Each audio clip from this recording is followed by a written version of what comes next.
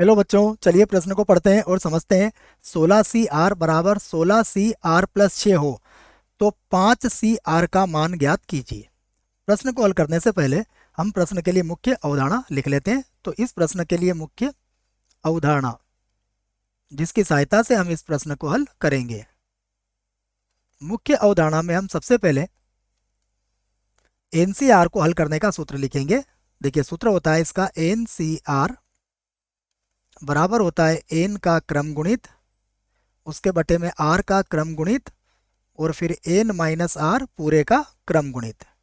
यहाँ पर n का जो क्रम गुणित है इससे हमारा तात्पर्य है प्रथम n प्राकृत संख्याओं का गुणनफल। ये हमने n प्राकृत संख्याओं का गुणनफल इसको n के फैक्टोरियल या फिर n के क्रम गुणित से व्यक्त कर दिया है। उसके बाद एक और मुख्य उदाहरण हम यहाँ पर लिखेंगे जो कि NCR का गुणधर्म होता है कि यदि NCX, यहाँ पर लिख देता हूं मैं, यदि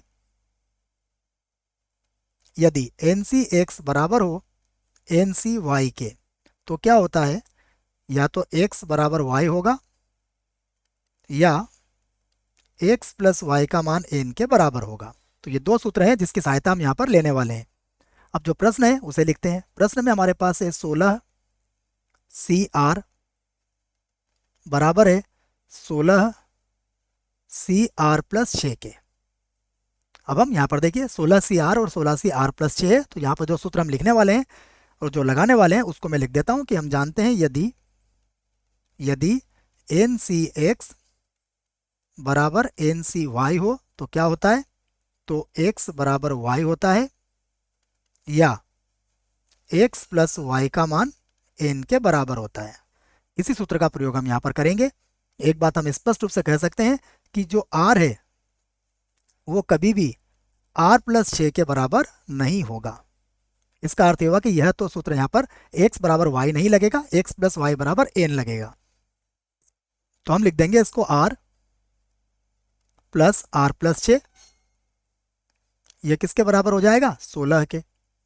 यहाँ से 6 को बराबर किधर लाइए, r और r कितना हो जाएगा, 2r, और ये बच जाएगा हमारे पास यहाँ 10।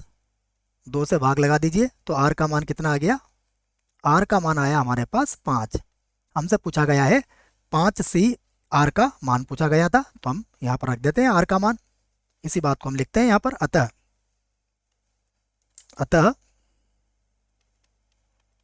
देखिए, यहाँ पर हमसे पूछा गया है 5CR का मान, तो ये किसके बराबर हो गया, ये बराबर हो गया 5 के।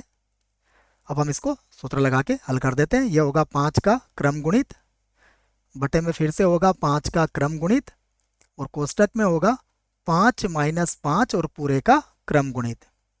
तो देखिए, यहाँ पर हम कह सकते हैं कि 5 के क्रम गुणित से 5 का क्रम गुणित तो कट जाएगा, ये और ये तो कट जाएंगे, तो हमारे पास क्या बचेगा, ऊपर बचेगा 1 और बटे में आ जाएगा 0 का क्रम गुणित। हमें पता है 0 का जो क्रम गुणित होता है उसका मान किसके बराबर होता है, इसका मान 1 के बराबर ही होता है। तो बराबर कितना हो जाएगा, 1, और यही हमारे प्रश्न का उत्तर होगा। आशा करता हूँ आपको इस प्रश्न का उत्तर समझ में आया होगा। धन्यवाद।